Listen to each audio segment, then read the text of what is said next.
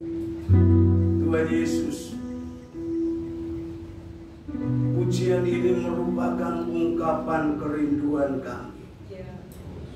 Apapun situasi dan kondisi yang harus kami lewati, kami berkomitmen Tuhan untuk setia kepada Engkau sampai penghujung hidup kami, selesai di tengah-tengah dunia ini. Dan kami boleh mempersembahkan hidup yang berkenan kepadamu. Kelak kami boleh masuk dalam kemuliaan.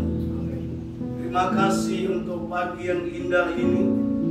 Hamba-hambamu dan anak-anakmu di wilayah Perwil Wonogiri berkumpul bersama, ikut menyatakan syukur dan sukacita atas diresmikannya gereja ini sebagai gereja Bethel Indonesia, salah satu gereja Bethel Indonesia di wilayah Wonogiri. Tuhan, terima kasih, biarlah pengukuhan pengesahan ini boleh menjadi pemicu semangat yang baru, gairah yang baru, pelayanan yang semakin mantap, dan kami semua boleh bersekutu satu dengan yang lain sesuai dengan kehendak-Mu, saling mengasihi. Terima kasih, bentar lagi kami hendak menerima bagian firman-Mu sebelum pembacaan SK pengesahan baik gereja maupun gembala. Tuhan, urapi kami supaya kami dapat menangkap berkat firman-Mu seperti yang Tuhan mau. Terima kasih, kami siap menerima firman-Mu. Kami mau menerima di dalam nama Tuhan Yesus Kristus. Haleluya. Kita yang siap diberkati oleh firman Allah, kita katakan amin. Silakan duduk Bapak Ibu.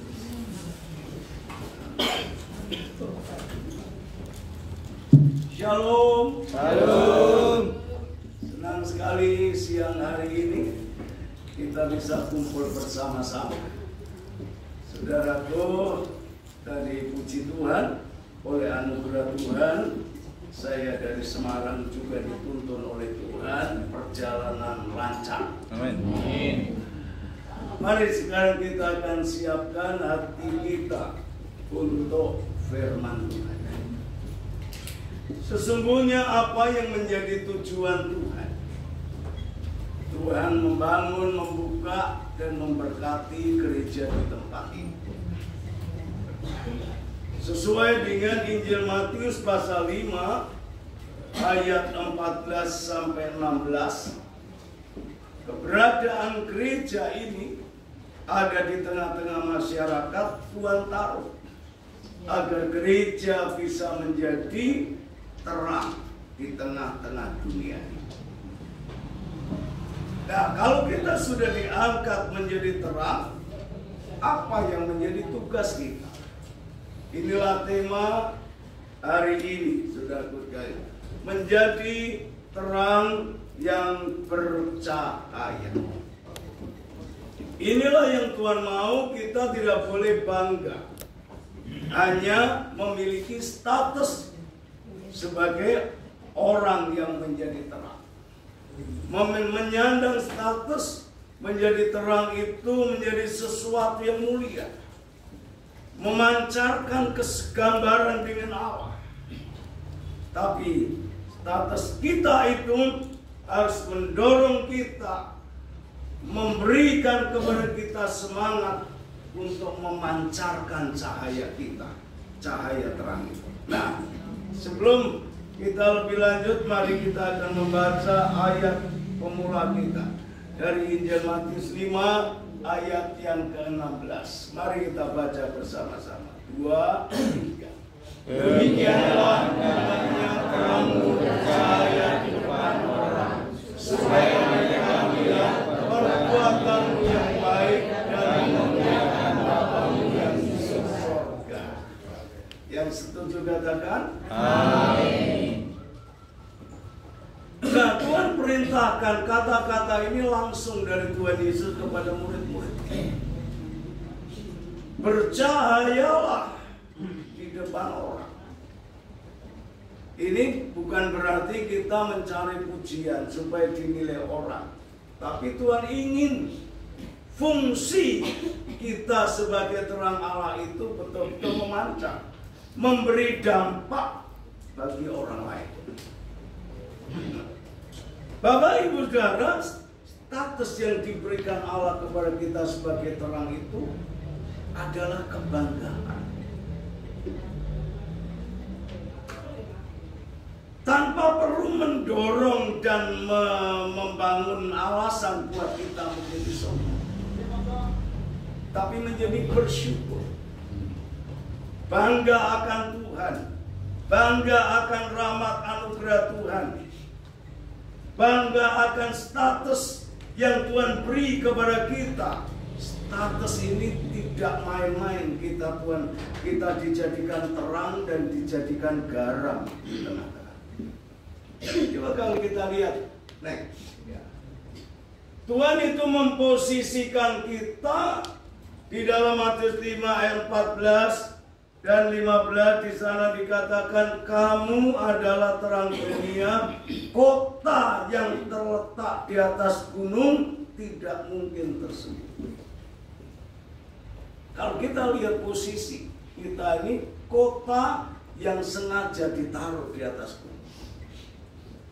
Artinya apa? Tuhan itu ingin memamerkan. Loh ini loh anak-anak. Loh ini hamba-hambaku. Tuhan tidak malu mengakui kita sebagai anak-anaknya. Dia memberikan kepada dunia untuk bisa melihat terang yang dari Tuhan itu dari berbagai sisi. Kalau kota di atas gunung itu kan bisa dilihat dari berbagai sisi. Di sisi lain memang ada konsekuensi yang melekat dalam status kita sebagai terang. Kita kalau melakukan kesalahan sedikit pun tanpa perlu media sosial viral, karena kita kota di atas gunung. Bisa dilihat dari berbagai sisi. Inilah sisi di mana kita bertanggung jawab dan hati-hati menjaga status kita sebagai terang. Ditaruh di atas gunung menunjukkan ada unsur kebanggaan Tuhan. Ini loh anak-anakku yang telah aku tebus. Yang kedua, kalau bicara posisi, ditaruh di atas gunung berarti kita diposisikan tinggi. Secara umum aja, kan orang kalau melihat, loh orang Kristen kok kayak gitu, mesti ini kan kayak gini. Image, gambaran, cara pandang orang umum. Kalau orang itu jadi Kristen, anggota gereja, sudah status moral, status nilainya orang memandang tinggi. Sehingga pada saat orang Kristen hidup sembrono, orang akan berkata, "Lho kok koyo ngono jare ini wong Kristen." Semua bisa bahasa Jawa ya sih? Bisa. Pak Pilih bisa bahasa Jawa. Mahir, sangat. Sangat bisa jari. Terus nonton yang Kristen. Ini yang nggak tahu. Mestinya kan dibuatan nonton. Ini bahasa-bahasa Bapak supaya gampang, saya tidak terlalu pintar bahasa umum. Saudara, ini menunjuk status. Pernyataan bahwa kita di atas sebuah kota di atas gunung ini memiliki banyak makna dalam hidup, yang membuat kita sebagai penyandang terang Allah ini memiliki tanggung jawab. Nah, kita tidak boleh menjadi orang percaya ini ada dalam batas status, baik hukum maupun pengakuan, baik KTP maupun pandangan orang. Tapi Tuhan ingin status kita ini memancarkan fungsi. kegunaan. Apa kegunaan? Kalau di dalam ayat 15 dikatakan, lagi pula orang tidak menyalakan pelita lalu meletakkannya di bawah gantang, melainkan di atas kaki tiang, sehingga menerangi semua orang di dalam rumah itu, memancarkan cahaya. Apa yang biasanya bisa merusak cahaya kesaksian hidup kita? Kepentingan dunia, kisaran kepentingan gantang. Gantang itu kalau di Wonogiri mungkin beruk ya. Beruk itu tempurung kelapa yang di kalau terus dibuat takaran. Beruk, gantang. Nah, kalau orang sudah kehantam soal-soal ekonomi, soal kebutuhan, kadang-kala lupa memegang nilai-nilai kebenaran. Di sini pasti nggak ada. Di sini orang baik-baik semua. Amin. Sono-sono ada di pedalaman Kalimantan. Ya. Saya kemarin ada tamu jemaat yang lama sekali. Dia sales.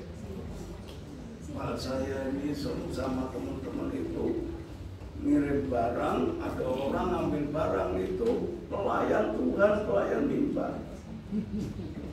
Semua diambil barangnya, saya sama teman-teman saya semua tidak dibayar. Teman saya ada yang kena 60 juta, dan 50 juta, dan 40 juta. Saya tanya lah, Anda kena berapa? Aku kena 6 juta Pak. Saya datang pada Pak Gembalanya acuh tak acuh lah, bukan dagang itu untung, tidak cerita sama gembalanya. Begitu ada masalah ini gimana Pak Gembala? Pak Gembalanya ya urusilah urusan bisnis. Pelayan tuh. Di tempat saya itu dulu ada guru sekolah minggu. Kalau ngomong Tuhan bicara. Tapi kata Tuhan bicaranya itu untuk nipu. Tuhan bicara kalau kamu nggak kasih uang sama saya sekian, Tuhan bicara kamu akan mati kena celak. Dilala ya cewek yang diomong itu ya bodohnya. Dia pulang dari Batam kerja banyak uang sampai dihabisin semuanya hartanya dan pada akhirnya mati. Itu ditangkap di polisi karena yang nipu juga jemaat kami, yang ditipu jemaat kami. Saya diinterogasi, Pak, Bapak mau interogasi apapun, mau berapa jam pun, jawabnya sama Pak, tidak tahu. Nah, kasus-kasus itu kadang-kadang merusak citra. Yang akhir-akhir ini saya memang sengaja tegas, pelayan-pelayan mimbar yang sudah kotor-kotor hutang dan bayar, nemplang sana nemplang sini, saya bilang keluarin dari syariat, biar bertobat. Merusak. Kemudian kalau orang mau datang ke gereja, aku kan nanti datang ketemu dia mesti ditembungi utang, harus ngomong orang duwe, sungkan ngomong duwe laku diri butuh. Dan itu membawa dampak. Dan kemudian ada orang-orang yang memang selama sekian lama tidak menunjukkan pertobatan, tidak usah melayani. Merusak cahaya. Yang kedua, kalau di kitab Injil lain dikatakan di bawah tempat tidur. Dua hal ini, sandang, pangan, papan, kebutuhan-kebutuhan biologis yang tidak terkendali sesuai dengan kebenaran firman Allah, bisa merusak kesaksian. Gereja ini ternyata strategis sekali Pak ya. Dia sana sudah langsung jalan itu. Gedung situ apa tuh? Yang sebelah sana yang ada tembok itu masjid besar dokter. Oh iya. Ini gereja pertama pas pintu gerbang menuju. Oh iya, keren. Jadi pintu gerbang surga, mengantar orang untuk ketemu Bapa. Jadi nggak usah pergi ke Wonosobo cari pintu langit. Di Wonosobo itu ada pintu langit, ada kampung apa langit begitu. Di sini ada gerbang surga. Menjadi penerang, menjadi saudaraku sekalian kesaksian. Yang dalam bahasa Kristen kita itu sebagai melakukan tindakan misi. Kalau misi di organisasi itu sebuah langkah-langkah untuk mewujudkan visi. Tapi kalau misi dalam istilah kita harus bermisi. Itu artinya mewartakan Injil, menyampaikan kesaksian terang, menyampaikan Yesus dan kebenarannya yang disertai dengan kesaksian hidup yang benar. Fungsi. Bagaimana kita harus hidup kemudian bisa menjadi terang? Bagaimana caranya? Yang pertama, kita harus menjadi orang Kristen yang berintegritas. Integritas itu kalau dalam bahasa Wonogiri, ya bicara, ya hati, ya bertindak, sama simbol. Antara perkataan dan apa yang di dalam hati dan perilakunya sih.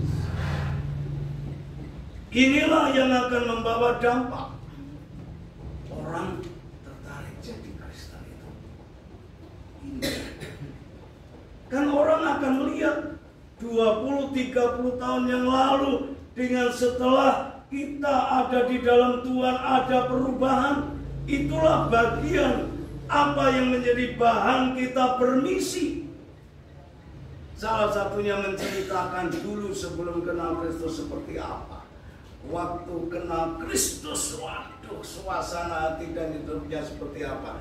Sesudah kenal Kristus perubahannya seperti apa.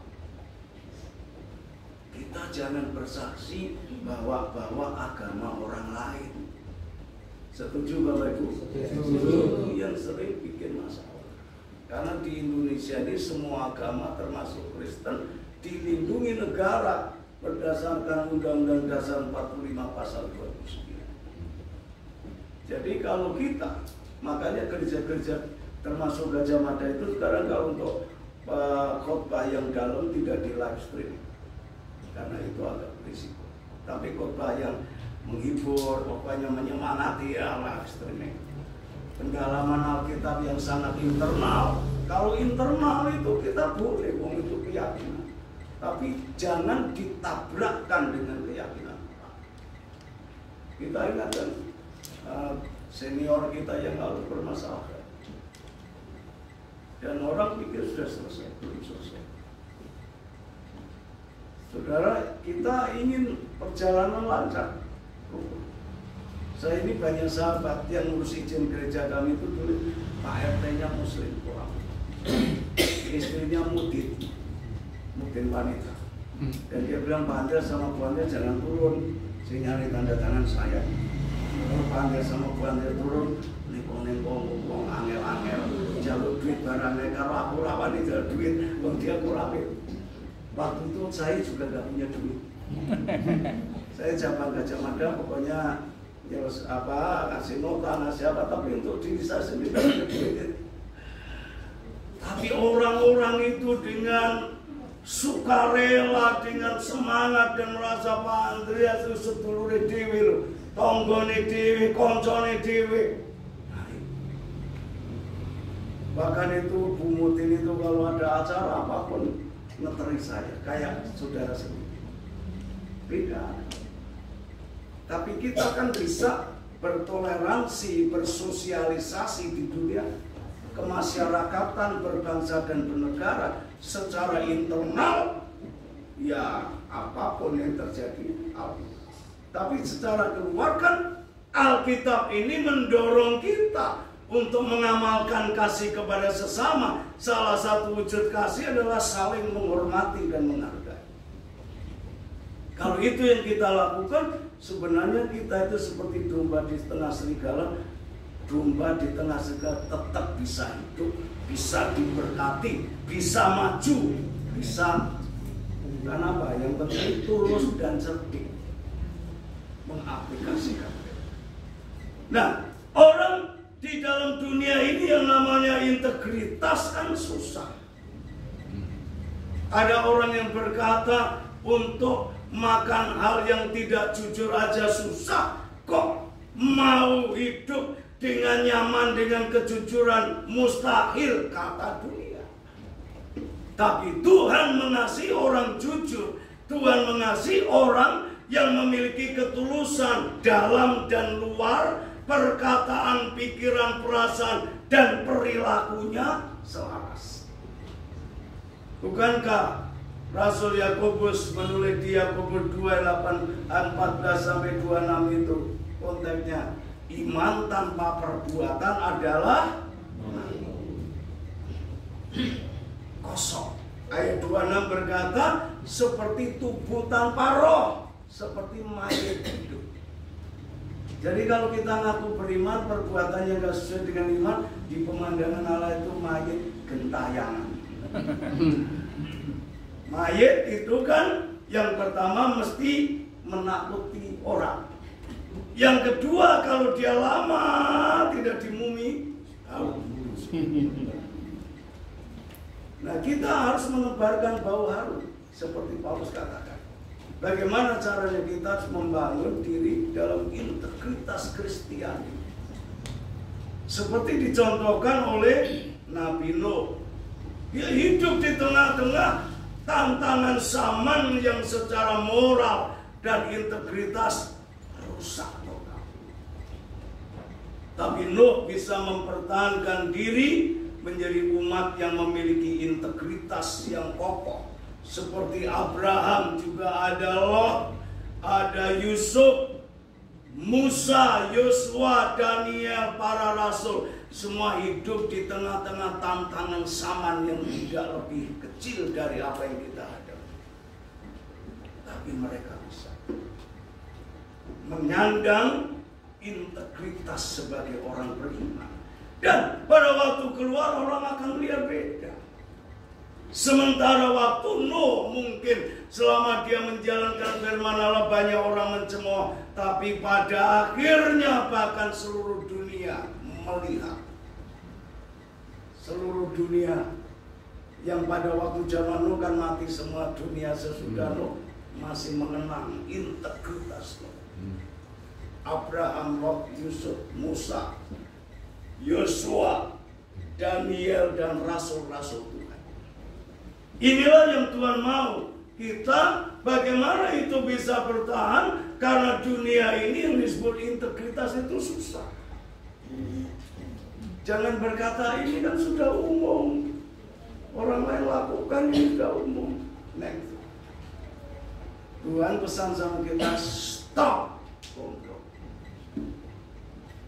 Biar orang lain berkata umum. Dan orang lain berkata ini manusia langka. Yang langka itu yang dicari, semakin langka semakin antik. Barang antik itu kan semakin mahal. Nah, saudaraku sekalian, jangan takut dan khawatir disebut orang antik, karena nilainya akan semakin mahal. Dan inilah yang harus ada dalam hidup kita, ada dalam gereja Tuhan. Bagaimana mempertahankan integritas, stop kompromi dengan dosa. Semua kita kan butuh fasilitas, butuh uang, butuh kemajuan hidup. Mungkin kalau mungkin ada orang yang perlu jabatan, perlu kedudukan, tapi tetap kita harus punya integritas, stop kompromi terhadap dosa.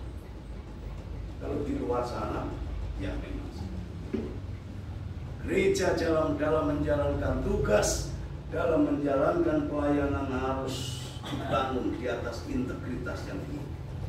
Yang kedua, bagaimana kita bisa memancarkan cahaya terang.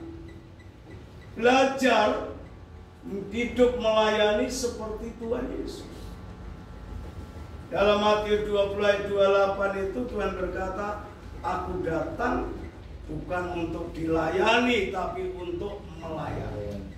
Mungkin itu di off aja nggak apa-apa. Suara saya itu bisa sampai jalan-jalan. Belajar melayani seperti Yesus.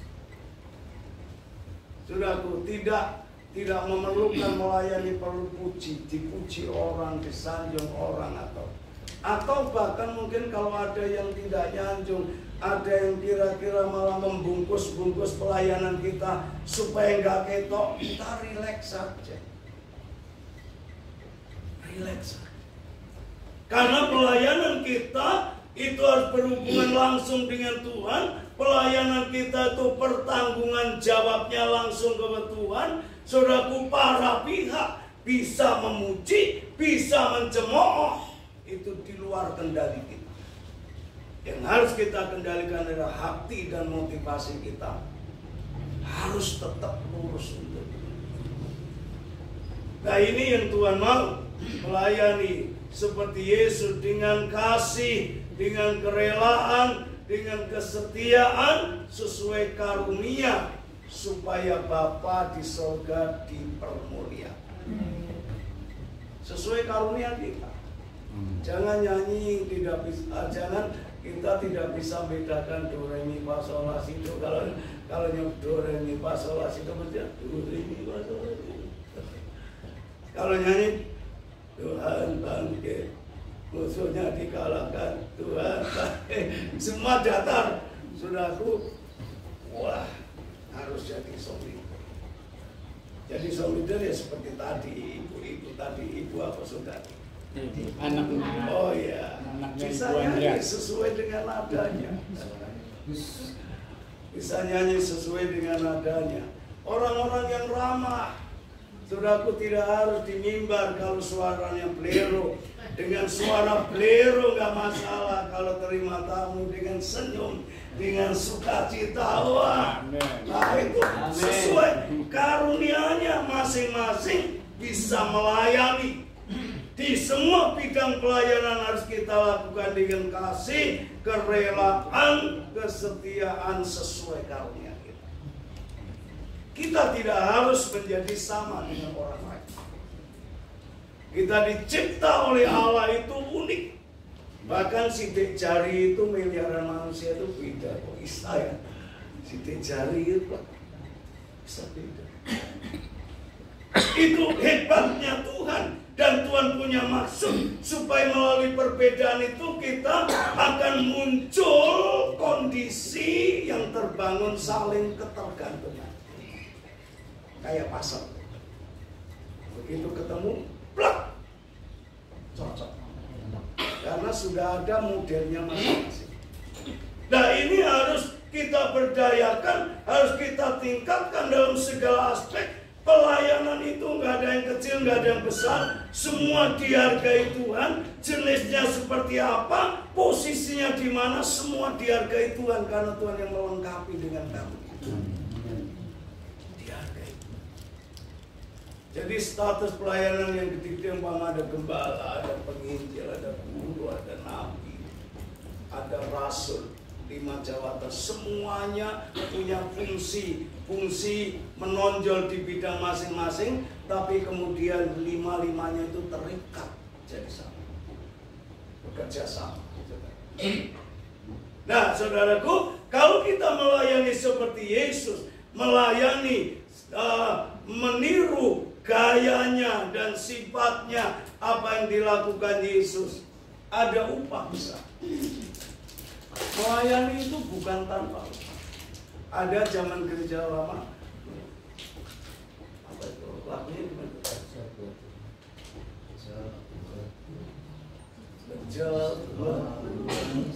Selalu manis, walau tanpa gaji. Apa kira-kira orang gaji itu bisa itu?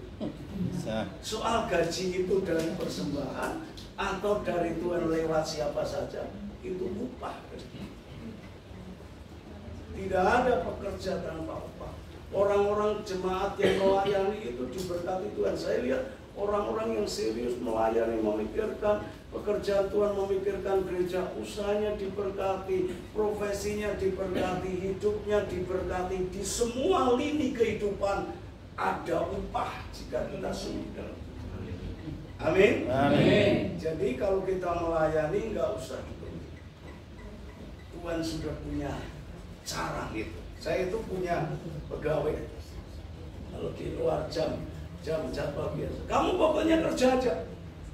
Kerja apa? Ngecat apa? Kerja aja, kamu nggak usah ngitung bayaran. Kapan nanti kamu gitu. Kadang-kadang malah dia kaget. Oh, lebih besar dari yang dipikir.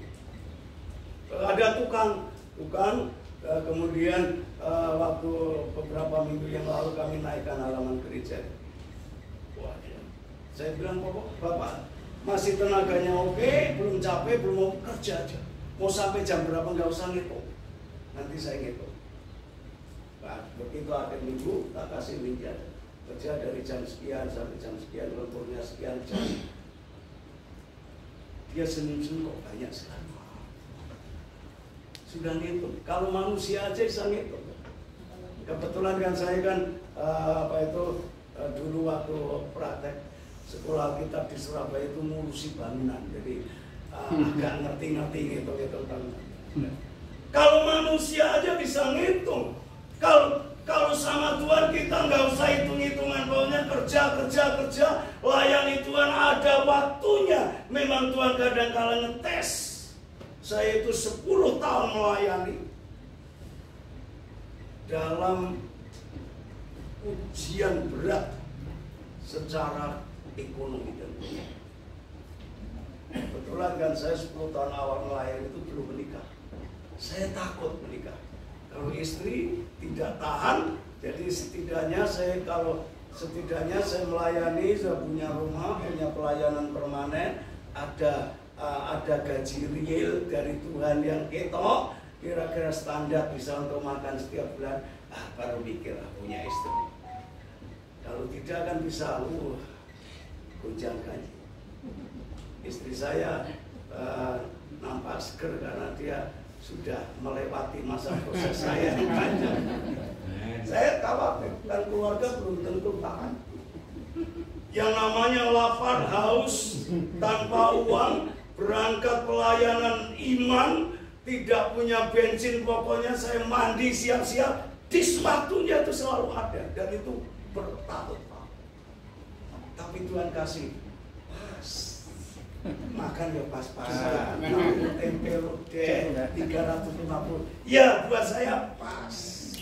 Waktu saya kuliah S1 itu saya kan gak punya banyak uang, gak punya sponsor, gak punya donasi yang tetap.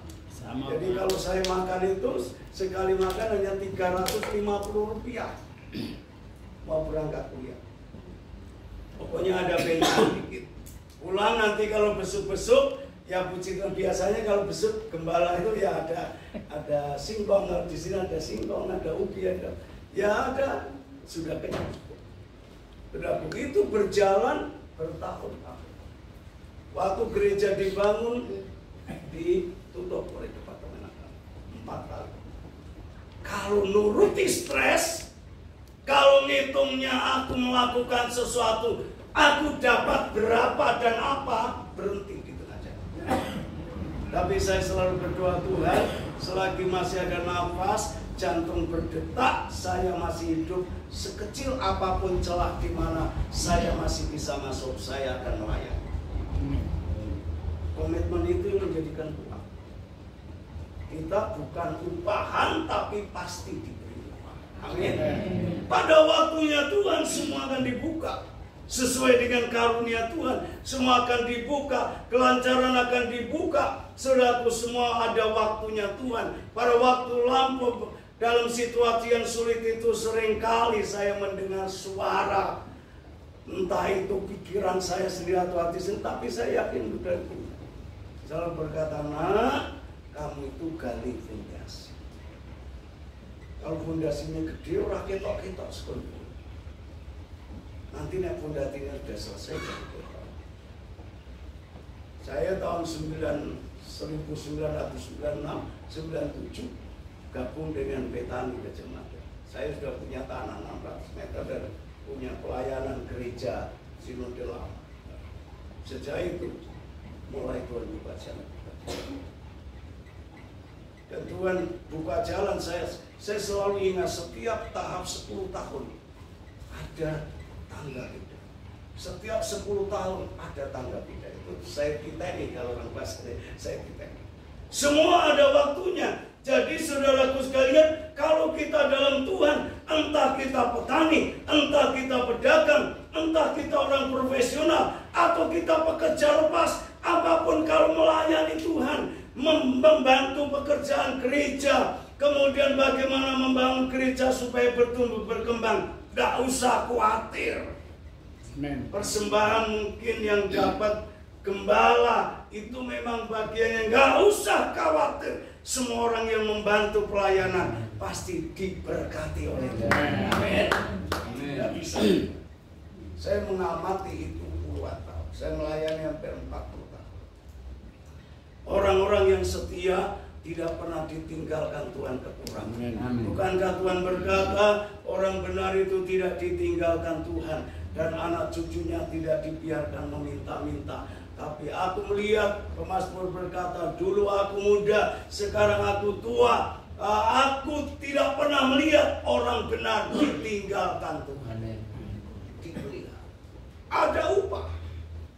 Masih satu lagi masih bisa ya? Saya jauh tak kurang ke saya. Ya, supaya kita sampai selesai Pak. lebih akrab. Satu lagi aja. Nah, apa yang harus kita lakukan supaya kita percaya? Hidup berbuah. Tuhan mau kita menjadi berkat bagi sesama, tapi juga menjadi berkat bagi kemuliaan Allah secara langsung. Hidup berbuah yang pertama adalah buah roh. Buah roh di Galatia 5 ayat 22-23 itu menggambarkan sifat-sifat Kristus. Membuahkan sifat baru. Yang lama sudah berlalu, yang baru datang. Nah, pada waktu kita memiliki sifat-sifat baru, yang harus kita lakukan adalah kita harus memiliki kantong yang baru, wadah kehidupan yang baru.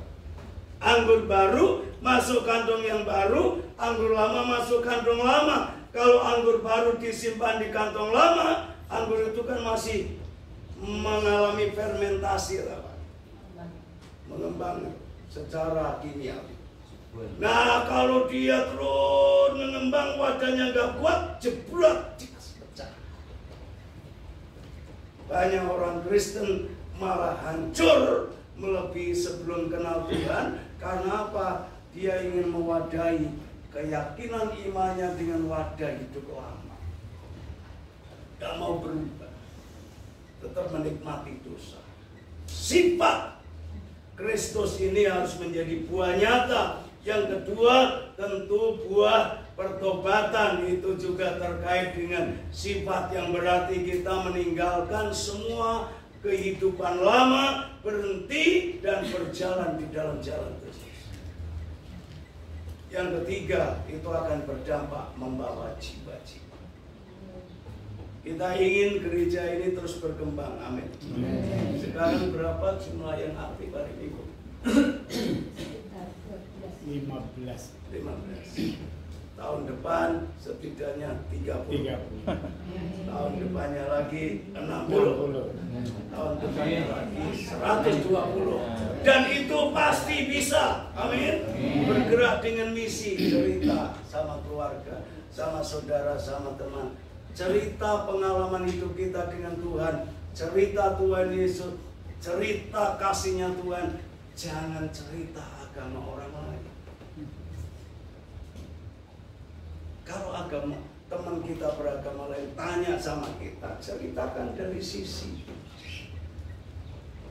bebas, itu kebebasan beragama semua. Tapi jangan membenturkan dan mencoba mengkawinkan, mengkombinasi dengan itu. Nanti jadi masalah. Kalau kita terus bermisi, sesederhana apapun kesaksian kita, oleh karena urapan Tuhan, Tuhan akan membawa jiwa-jiwa ditambah, dan terus bertambah. Yang setuju katakan amin. Amin. Ibu Andreas, tadi saya ada Ibu Andreas Junior, yang di sini ada Ibu Andreas Senior. Ibu Andreas diberkati Tuhan, sehat, panjang umur, Pak Andreas juga sehat, panjang umur, jemaat semua sukacita punya bapak ibu yang mengasihi jemaat. Nah, itulah yang Tuhan mau, pesan yang bagian akhir. Nah, mari kita berdiri.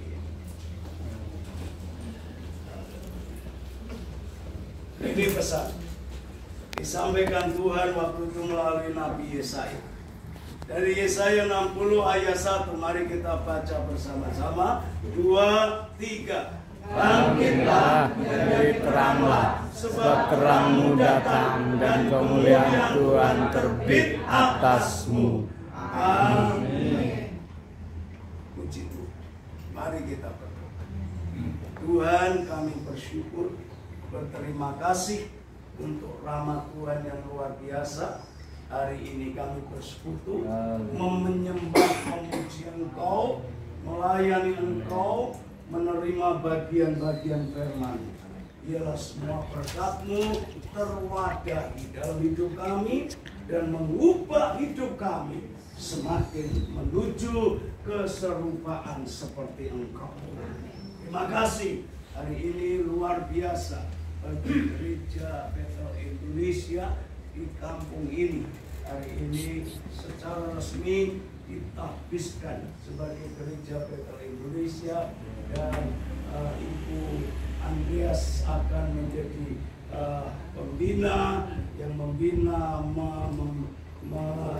menjadi orang tua, menjadi gembala yang menggembalakan umat di tempat ini. Tuhan, Engkau yang telah merintis, memberkati, dan menjadikan gerejamu ini tetap eksis sampai hari ini. Engkau akan terus memberkati ke depan. Jiwa-jiwa Engkau akan tambahkan berlipat. Dan gerejamu ini akan dipenuhi jiwa-jiwa. Bahkan jam-jam ibadahnya akan ditambahkan pula. Terima kasih. Kami memuji Engkau untuk hamba-hambamu yang dekat, yang jauh, semua yang kuyung ikut bersyukur dan bersukacita atas anugerah Tuhan, atas gerejamu di tempat ini. Hamba-hambamu, umatmu yang jauh, yang dekat, semuanya tidak kehilangan anugerah Tuhan. Tuhan memberkati semuanya sehingga kalau pulang nanti membawa sukacita. Amin. Terima kasih. Kami bersyukur, berdoa dalam nama Tuhan Yesus Kristus. Amin. Amin. Ya, silakan duduk dulu. Mungkin Pak Sari akan kasih sambutan awal pembuka. Tidak. Itu, Bapak Ibu izinkan saya melanjutkan acara penting kita hari ini.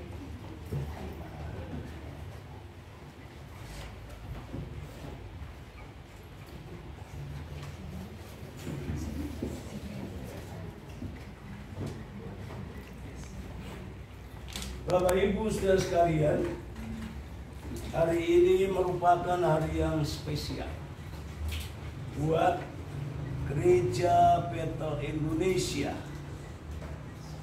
Jalan apa ini? Brajan.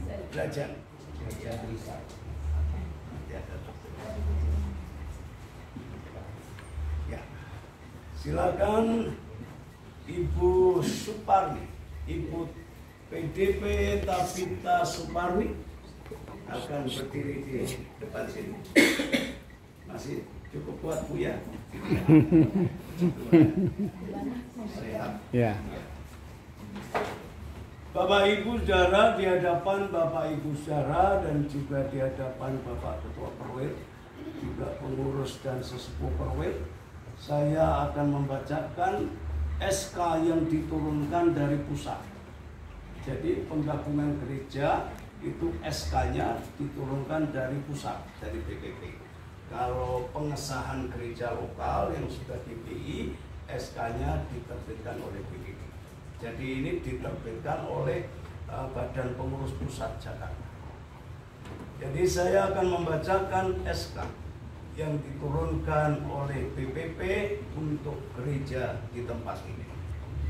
Keputusan Badan Pengurus Pusat Gereja Bethel Indonesia nomor 077/S/17/SK/BPP GBI 9/2024 tentang penggabungan PDP Tabita Suparni dan jemaatnya. Badan Pengurus Pusat Gereja Bethel Indonesia menimbang bahwa untuk keteraturan dan ketertiban suatu organisasi, seorang dapat diterima untuk bergabung dalam organisasi tersebut setelah memenuhi seluruh persyaratan penggabungan. Jadi, Ibu Tabita telah memenuhi persyaratan seluruh penggabungan. Bahwa penggabungan seorang pejabat dalam organisasi Gereja Bethel Indonesia dilakukan setelah yang bersangkutan memenuhi persyaratan yang diatur dalam tata tertib Gereja Bethel Indonesia. Yang ketiga, bahwa sehubungan dengan butir A dan B tadi tersebut di atas perlu dikeluarkan surat keputusan penggabungan. Inilah surat yang saya bawa.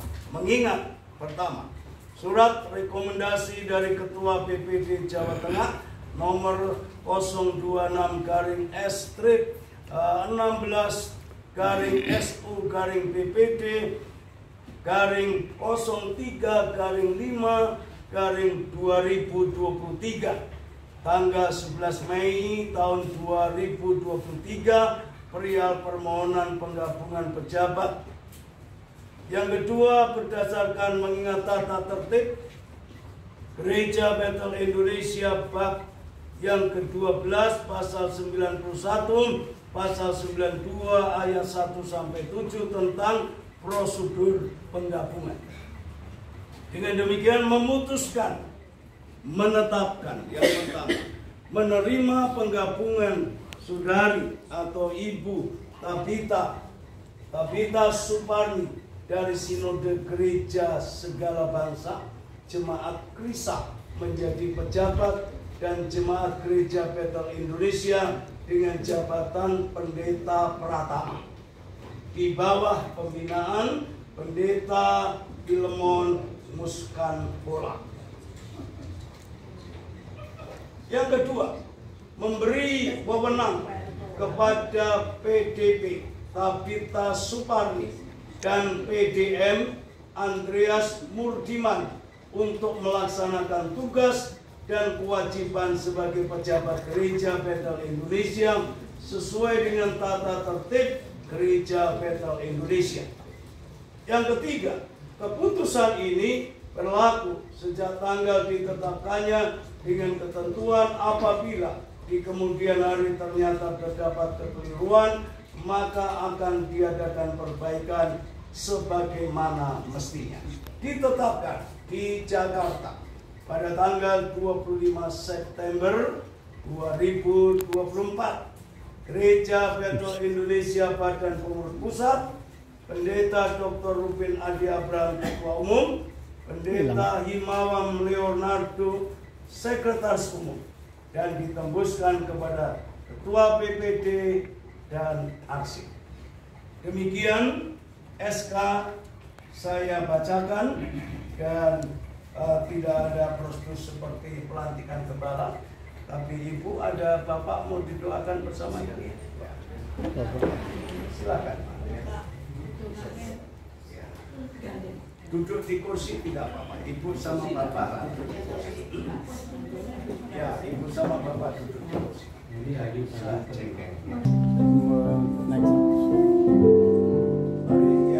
layani, melayani lebih sungguh. Tuhan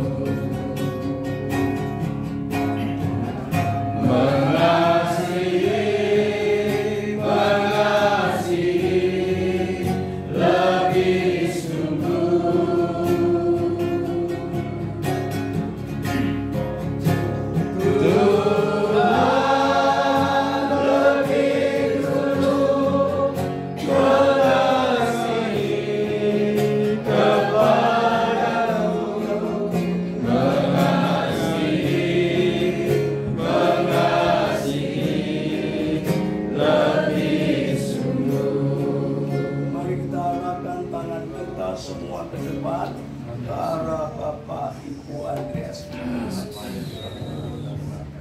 Bapa surgawi, di dalam anugerah dan kasih-Mu yang luar biasa, kami siang hari ini menyatakan syukur yang luar biasa berlimpah karena pergumulan bertahun-tahun Bapak Ibu Andreas bersama jemaat ini. Hari ini telah Engkau jawab, telah Engkau berkati, telah Engkau siapkan, telah Engkau resmikan gereja-Mu di tempat ini menjadi gereja resmi, gereja Bethel Indonesia di kampung ini. Tuhan, sekarang untuk Bapak dan Ibu Gembala, curahkanlah roh hikmat, kemampuan ilahi, kasih akan Engkau yang melimpah, perlindungan dan berbagai karunia. Tuhan, lengkapkan untuk Bapak Ibu Gembala ini mulai hari ini oleh kuat kuasa Roh Kudus, kewenangan ilahi. Engkau diberkati untuk memiliki kewenangan menggembalakan jemaat gereja Tuhan di tempat ini. Terima kasih Tuhan. Urapan dari tempat maha tinggi turun memenuhi kedua hamba-Mu ini. Hikmat yang luar biasa memenuhi, kekuatan, kesehatan, panjang umur. Tuhan berkatkan kepada kedua hamba-Mu ini. Dan maaf, siang hari ini hamba-Mu tapiskan kedua hamba-Mu Bapak Ibu Andreas ini di dalam nama Bapa, Tuhan Yesus dan Allah Roh Kudus untuk mengemban tugas penggembalaan untuk gereja-Mu di tempat ini. Dalam nama Tuhan Yesus pula kami meresmikan gereja-Mu di tempat ini berdasarkan SKBPB menjadi Gereja Bethel Indonesia resmi mulai hari ini. Kami serahkan perjalanan ke depan baik gereja-Mu, jemaat-Mu di tempat ini, juga Bapak Ibu Gembala, supaya semua bisa bekerja bersama-sama dan juga bekerja bersama Pak Ketua Perwil, pengurus Perwil, seluruh GPI di wilayah Wonogiri menjadi bagian keluarga besar gereja di tempat ini. Kami serahkan semua ini dalam tangan Tuhan, dan kami serahkan seluruhnya dalam nama Tuhan Yesus Kristus. Haleluya. Semua yang setuju dan diberkati Tuhan kita katakan amin.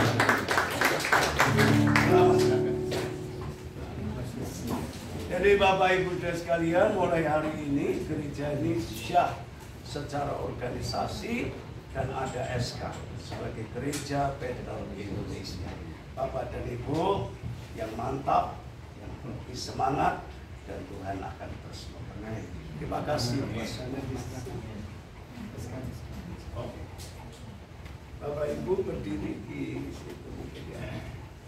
Saya akan menyerahkan SK supaya ada dokumen. Kameramen. Ya. Siap. Ya, Bapak duduk aja. Sudah. Ya. Oke.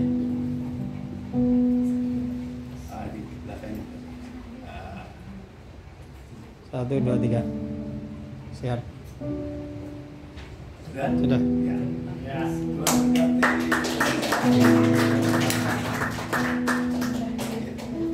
Barangkali ada sesuatu mau disampaikan oleh Ibu, silakan.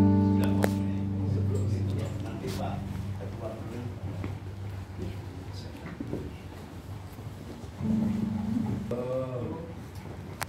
Luar biasa Tuhan bekerja. Semenjak tahun 74 saya terjun dalam pelayanan sebelum menikah. Sedikit kesaksian. Dalam problem masalah, saya tetap terus mencintai Tuhan Yesus. Sampai saya mendapatkan hamba Tuhan Bapak Andreas. Diajak penginjilan berpindah-pindah Kalau saya ingat 13 tahun lalu. Tapi dengan problem masalah saya tetap bertahan, terus bertahan. Tetap mencintai Engkau, Tuhan. Jemaat ada tidak ada, dan kami layani dengan semaksimal mungkin, diterima atau tidak, nggak ada masalah, nggak jadi masalah. Saya tetap terus melayani bersama Pak Andreas. Sekitar mungkin ada 20 tahun Bapak Andreas kecapean pelayanan penginjilan. Waktu itu ke Kulon Progo, itu naik sepeda motor, ya muter lalu ke Mbak Agung, ya satu desa mau percaya. Tapi karena dia tidak ingat kondisi tubuh, akhirnya kena diabetes. Setelah itu sedikit ada keguncangan, berpindah-pindah. Tapi saya tahu pindah organisasi ya, ada, maaf ini maksud supaya ada apa namanya, dukungan dari Almater. Lalu pindah ke GPI. Waktu itu goncang lagi.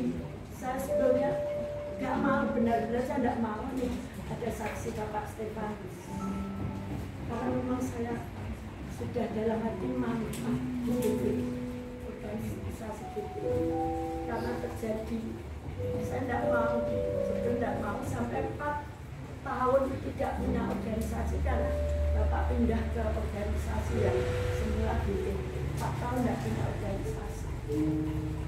Lalu saya ikuti Bapak ke Gesba. Ternyata belum ada dukungan ya, dukungan dalam pelayanan.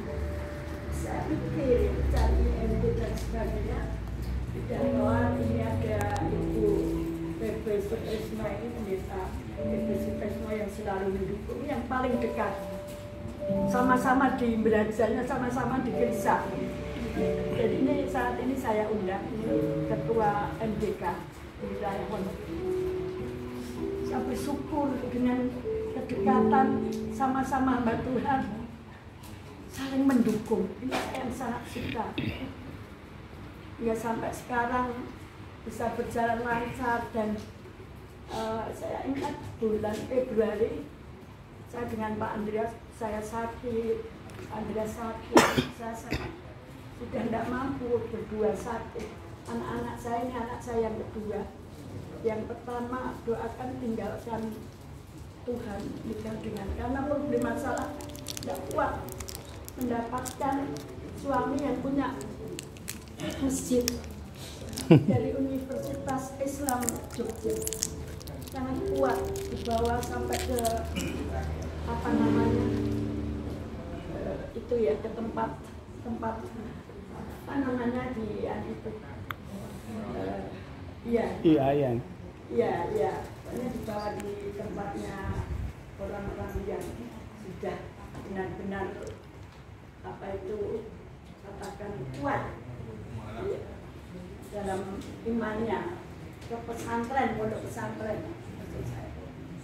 Tapi bersyukur saya doakan sudah bisa bekerja sama. Tapi Mbak Christine juga, karena kelihatan kalau awal anak saya itu ada di Australia yang menikah itu, terus juga Tuhan kendaki waktu itu dipakai adiknya cari pekerjaan saja, pindah ke Klaten sehingga dekat, bisa berdekatan. Sering datang juga di sini 1 bulan, tapi hari ini tidak bisa datang. Saya undang mengantarkan anaknya satu itu ujian CPNS ke Jogja. Jadi keberadaan kami, namun Tuhan itu sungguh baik. Saya enggak mikir ya, kemarin ditelepon sama Pak Billy kalau di sini mau didatangi Bapak. Jadi ini Tuhan yang pakai Bapak Ketua untuk benar-benar perhatikan pelayanan di tempat ini. Terlebih kami dengan Bapak Andreas. Terima kasih Bapak. Sehingga benar-benar sekarang sudah resmi, kalau dulu masih goncang-goncang. Tapi kiranya dengan adanya pengesahan benar surat keputusan yang telah datang dari pusat ini, BPP ini, sungguh kiranya satu kali ini dari sudah diteguhkan, diresmikan menjadi Gereja Bethel Indonesia sampai akhir ya. Amin. Sampai akhir. Saya sama Bapak sudah sepakat, sudah tidak akan pindah-pindah. Karena organisasi apa saja tidak bisa menyelamatkan. Yang bisa menyelamatkan hanya Tuhan Yesus sendiri sampai akhir. Ya inilah kesaksian kami. Sekali lagi kami mengucap syukur kepada Bapak Ibu Andreas dan semuanya tamu undangan. Ya seperti ini keberadaannya. Terima kasih untuk semuanya.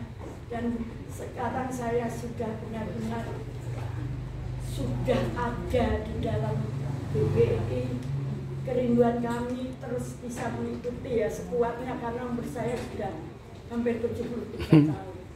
Pelayanan dari tahun 74 sampai tahun 2024, 50 tahun baru merasakan pakai jas ini. Pakai jas, hanya melihat orang yang bisa pakai jas ya. Tidak apa-apalah, saya biasa. Tapi hari ini pakai jas. Ini benar-benar sah. Karena saya bisa dipercayai oleh sudah jemaat di tempat ini dan semuanya, bahwa saya dipercayakan Tuhan sepenuhnya karena disaksikan. Ya seperti ini saya berusaha mempunyai integritas yang sesuai firman. Amin. Jadi garam. Jadi sekali lagi terima kasih. Di sini dekat masjid Pak, nanti ada Allahu Akbar.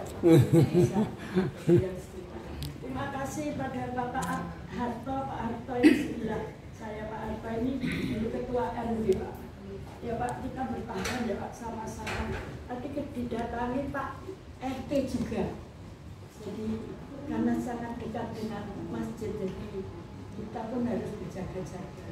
Tapi bersyukur di sini sudah lengkap punya Puji Tuhan, kiranya pekerjaan di tempat ini tetap berjalan lancar sampai Tuhan Yesus datang. Amen. Terima kasih buat Pak Fili dan semuanya yang selalu menjadi pembina sehingga terus bisa berjalan pekerjaan di tempat ini. Inilah rasa syukur kami, ucapan kami karena kebaikan Tuhan, kasih Tuhan, kasih karunia Tuhan yang melimpah buatnya. Terima kasih Tuhan Yesus berkati. Amin. Ada Pak Andreas. Iya. Terima kasih. Iya, dibuka isinya Pak. Jangan menilai isinya.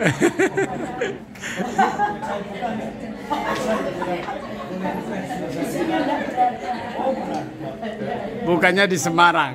Bukannya di Semarang aja Bu ya. Iya, rasa terima kasih. Amin. Terima kasih ibu keluarga dan seluruh. Terima kasih saya terima sebagai kenangan yang manis. Amin. Sudah resmi menjadi gembala Gereja Indonesia, Gereja apa namanya? Brajan.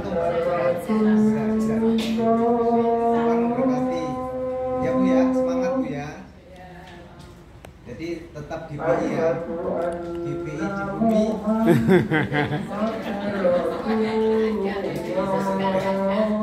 Ya, atas nama pengurus Royal kami mengucapkan terima kasih kepada Bapak Ketua yang luar biasa. Beliau yang meminta, saya pikir waktu itu udahlah suratnya saja, nggak usah. Tapi beliau yang sangat membuka hati bersedia, dan ini berkat bagi gereja Tuhan di tempat ini. Sekali lagi saya pribadi bersama dengan teman-teman pengurus dan seluruh pejabat Gereja Bethel Indonesia mengucapkan selamat bergabung Bu ya. Ya, Bu Puji Tuhan, bergandengan tangan bersama-sama kita mengembangkan pekerjaan Tuhan yang ada di Wonogiri. Tuhan Yesus memberkati kita semuanya. Saya kira dari saya pribadi cukup sampai di sini, tidak ada tambahan lagi. Nanti Bapak Stefanus akan doa berkat. Selesai doa berkat, nanti kita akan foto bersama. Ya, doa berkat. Mestinya saya sudah lawas ya, jadi bahasa. Baik, kita akan bangkit berdiri bersama-sama. Segala puji, hormat, dan syukur kami naikkan kepadamu, Bapa kami yang di sorga, Bapa yang sungguh karya kasih setiamu tidak pernah berubah, dan saat ini kami mengalami dan merasakan kasih Bapa yang sempurna dalam hidup kami. Terima kasih untuk berkat pemeliharaan dan penyertaan-Mu. Jikalau sampai siang hari ini kami ada bersama-sama berkumpul di tempat ini, kami sadari dan kami akui oleh karena tangan Bapa yang sempurna yang menopang hidup kami. Kami percaya anugerah-Mu yang sempurna juga Tuhan nyatakan dalam kehidupan gereja Tuhan di tempat ini. Terima kasih Bapa. Sekali lagi hati kami melimpah dengan syukur kepada Bapa di sorga yang telah memelihara kami dan hamba-Mu di tempat ini. Keluarga Bapak Ibu Andreas Murtiman yang terus berjuang dan memiliki gairah untuk terus bertahan mengembangkan pekerjaan Tuhan di tempat ini. Dan kami secara pribadi juga melihat, merasakan pelayanan di tempat ini yang penuh dengan liku-liku persoalan, tetapi anugerah Tuhan tetap menopang keluarga hamba-Mu di tempat ini, sehingga siang hari ini menjadi siang yang diberkati oleh Tuhan, karena gembala di tempat ini kembali menemukan rumah organisasi yang merasa aman dan nyaman, yang telah Tuhan pelihara sedemikian rupa. Dan siang hari ini melalui hamba-Mu, Ketua Badan Pekerja Daerah Gereja Bethel Indonesia di Jawa Tengah, hamba-Mu Pendeta Andreas Budi Utomo yang telah Tuhan pakai untuk memberkati dan mensahkan secara organisasi Gereja Bethel di tempat ini dengan penuh anugerah dan rahmat Tuhan. Terima kasih Bapak. Kalau sebentar kami akan mengakhiri perjumpaan kami dalam pertemuan siang hari ini. Tuhan memelihara kami semua.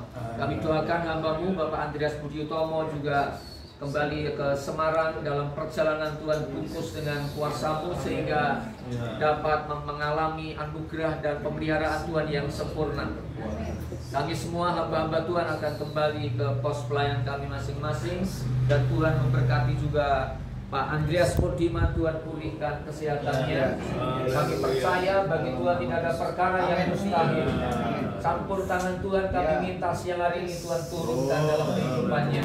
Di dalam nama Tuhan Yesus, disertai dengan urapan yang baru.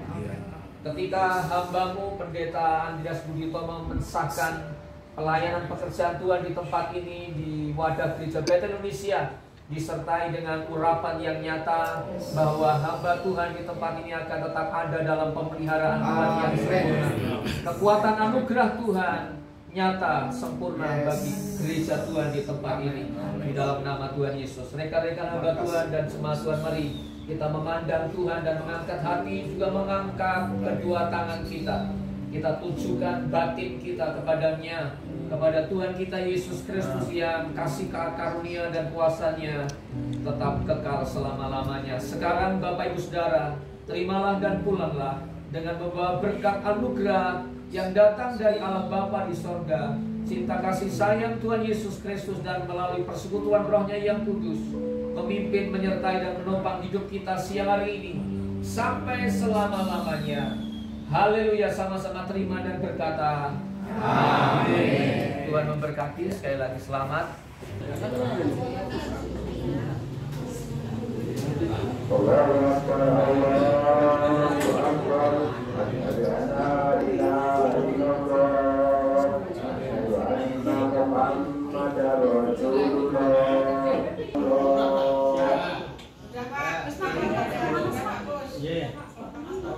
Bagus masuk, nanti wajahnya nggak kelihatan. Bagus semua masuk yuk. Mari, mari. Bagus masuk, bagus.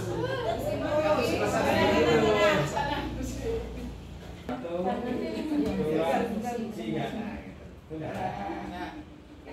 Bagus masuk, bagus masuk.